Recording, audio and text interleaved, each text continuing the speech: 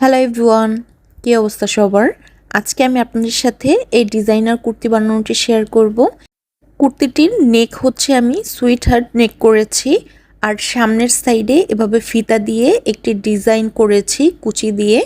এই ফিতাটা টান দিলে এই ধরনের একটি কুচি হয়। আর কুর্তিটির নিচের অংশে হচ্ছে আমি নায়রা কাট ব্যবহার করেছি দুই পাশে ফাড়া দিয়ে। তো এই কুর্তিটি আমি কিভাবে বানিয়েছি এবং আপনারাও খুব সহজে কিভাবে এই কুর্তিটি বানাতে পারবেন সেই ভিডিওটি আজকে আপনাদের সাথে শেয়ার করব। এইখানে আমি প্রথমে কাটিং করব কুর্তিটির বডির পার্ট। প্রথমে আমি কাটিং করব কুর্তিটির বডির পেছনের পার্ট। তার জন্য এখানে কাপড়টিকে আমি দুই ভাঁজ করে রেখেছি। দুই ভাঁজ করে রাখায় এখানে কুর্তিটির চওড়ার সাইডে আছে 10 ইঞ্চি এবং লম্বার সাইডে আছে 11 ইঞ্চি। কুর্তিটির প্রথমে আমি শোল্ডারের অংশ নিয়ে নিব। এখানে আমি শোল্ডারের জন্য 7 ইঞ্চিতে একটি দাগ দিয়ে নিচ্ছি এবং আর্মহোলের জন্য উপরের সাইডে আমি 4 ইঞ্চি বাদ দিয়ে 7.5 ইঞ্চিতে একটি দাগ দিয়ে নিচ্ছি। এখানে উপরের শোল্ডারের জন্য আমি 4 ইঞ্চি পরে এক্সট্রা জয়েন দিব।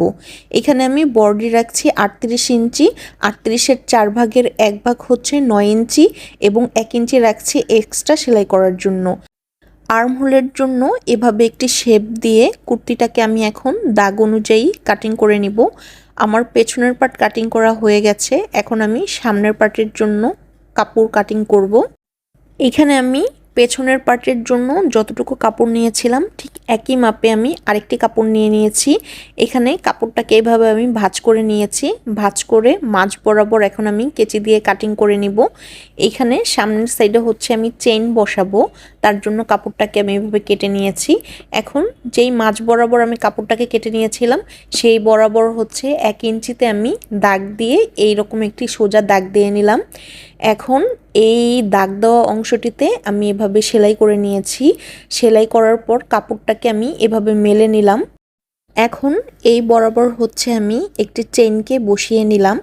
এখানে যে ভাঁজ করে সেলাই করেছিলাম সেই সেলাইয়ের মাঝ বরাবর কিন্তু চেইনটাকে বসাতে হবে। চেইনটাকে এভাবে বসিয়ে আমি পিন করে নিচ্ছি। এখন আমি মাস্কিন যে টেপ আছে সেই টেপটাকে এভাবে বসিয়ে আমি চেইনটাকে আরও ভালো মতো কাপড়টার সাথে জয়েন দিয়ে নিলাম যেন আমার সেলাই করতে সুবিধা হয়। তো এই সাইড দিয়ে হচ্ছে আমি চিকন করে চেইনটাকে সেলাই করে নিয়েছি। করা শেষে আমি এখন টেপটাকে উঠিয়ে নিচ্ছি। এখন একটি ওপেনার আমি নিয়ে নিব। একটি ওপেনারের সাহায্যে আমি যে মাঝ বরাবর যে আগে সেলাই করে রেখেছিলাম সেই সেলাইটাকে আমি এভাবে ছুটিয়ে নিচ্ছি। আমি এভাবে চেইন লাগানো হচ্ছে একটি হ্যাকে দেখেছিলাম যে এভাবে চেইন লাগালে চেইনটা অনেকটা হিডেন থাকে। তো আমি চেইনটাকে সেলাই করার পর এভাবে ওপেনার দিয়ে খুলে নিয়েছি। এখন চেইনটা দেখতে এইরকম হয়েছে লাগানোর পর। এই চেইনটাকে আমি অনেকটা হিডেন রাখতে চেয়েছিলাম, তার জন্য হচ্ছে আমি আরেকটা ভাঁজ করে এই বরাবর হচ্ছে আমি সেলাই করে নিব। এইখানে যে আমি দাগ দিয়ে রেখেছিলাম এই দুই পাশটাতে আমি সেলাই করে চেইনটাকে হিডেন করে দেব। আপনারা চাইলে এই চেইন লাগানোটা বাদও দিতে পারেন।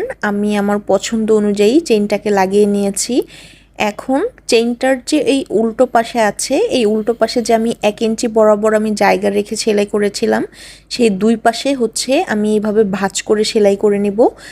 তার কারণ হচ্ছে দুই পাশে আমি ফিতা দিয়ে একটি ডিজাইন করব, তার জন্য এই দুই পাশে যেন আমি ফিতা সহজেই ভরে নিতে পারি তার জন্য এইভাবে ভাঁজ করে আমি সেলাই করে নিচ্ছি। আপনারা খেয়াল করে বুঝতে পারবেন আমি কিভাবে ভাঁজ করে সেলাই করে নিচ্ছি। আমার দুই পাশে ভাঁজ করে সেলাই করা হয়ে গেছে। এখন আমি একটি ফিতা বানিয়ে নিব। ফিতা বানানোর জন্য যে কোনো মাপের কাপড় নিলেই হবে।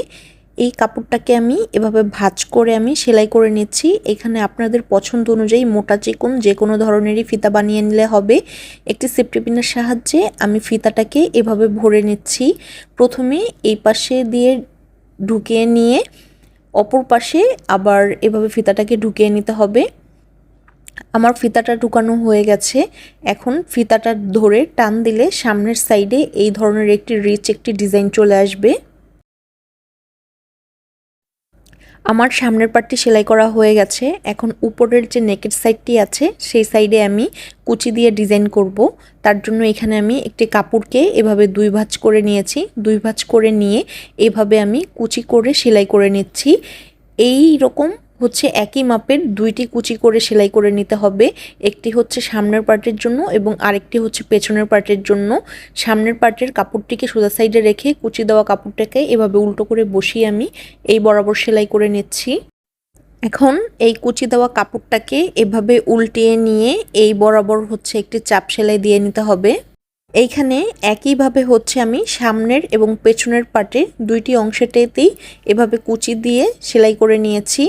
এখন আমি সামনের পার্টটিতে আর্ম হোলের কাটিংটা দেইনি, তার জন্য পেছনের পার্টটিকে আমি সামনের পার্টটির উপরে এভাবে বসিয়ে আর্ম হোলের শেপটি দিয়ে নিলাম। আমি বডির পার্টের উপরের সাইডে আমি 4 ইঞ্চি পরিমাণ জায়গা ফাঁকা রেখেছিলাম, যেই পাশটাতে শোল্ডারের সাইড হবে। তো সেই শোল্ডারের সাইডের জন্য এখানে আমি এই কাপড়টি নিয়েছি। এখানে 4 ইঞ্চি করে মোট 8 ইঞ্চি কাপড় এক্সট্রা নিয়েছি। সামনের পার্টের জন্য 4 ইঞ্চি এবং পেছনের পার্টের জন্য 4 ইঞ্চি এবং চওড়ার সাইডে 3 ইঞ্চি কাপড় আমি নিয়েছি।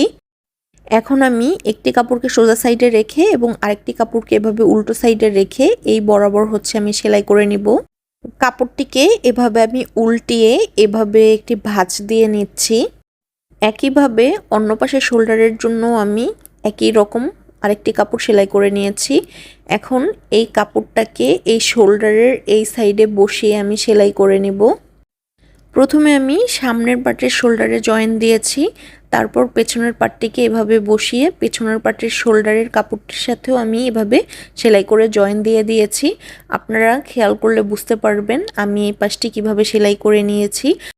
আমার শোল্ডার জয়েন দেওয়া হয়ে গেছে। এখন আমি নিচের পার্টের অংশ সেলাই করব। এখানে আমি যে কাপড়টি নিয়েছি এই কাপড়টির কুচি যে অংশটি হবে সেই অংশটিতে 37 ইঞ্চি আছে। এই 37 ইঞ্চিটি কোমরে কুচির অংশের সাথে জয়েন হবে।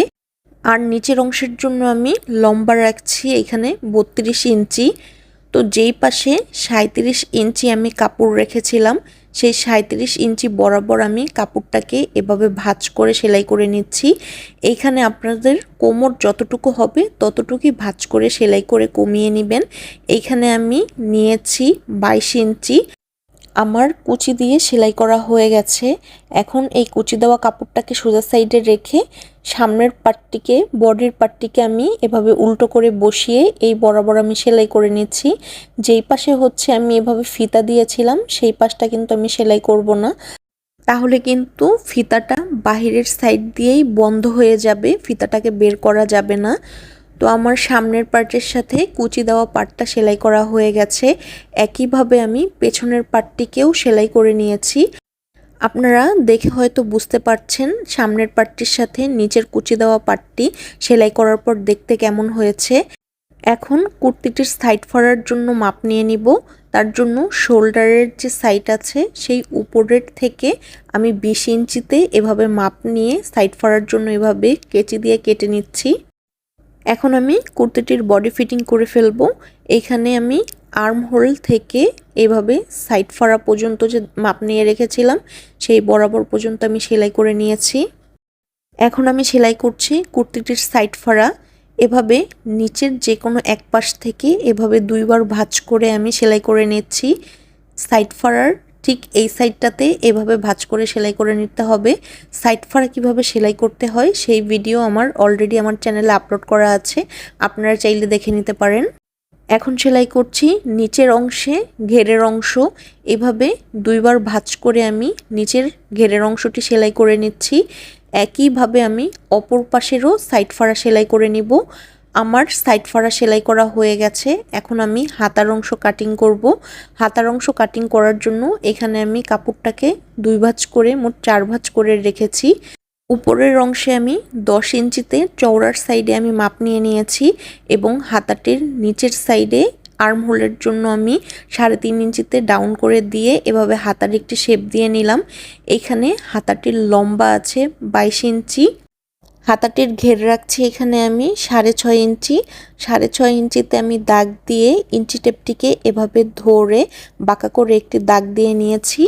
এখন আমি হাতাটির দাগ অনুযায়ী হাতাটাকে কাটিং করে ফেলবো। হাতার যে নিচের ঘেরের অংশটি আছে সেই অংশে আমি এইভাবে 2বার ভাঁজ করে আমি সেলাই করে নিচ্ছি। তারপর এখন হাতার আমি সাইড ফিটিং করে নিব।